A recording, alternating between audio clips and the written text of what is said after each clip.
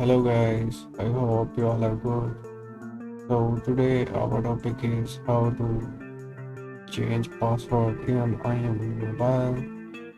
So first of all you need to log in your Imvu mobile dashboard. After that you need to click on your profile.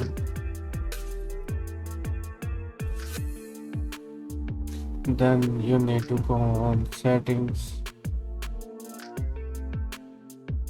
After that you can see here your password section.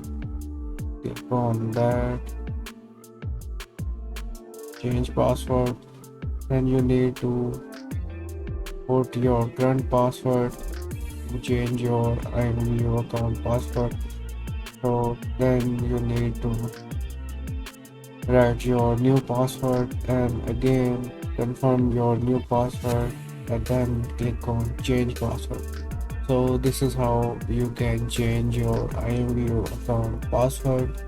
So I hope you like this video. Please like and subscribe for more videos like this.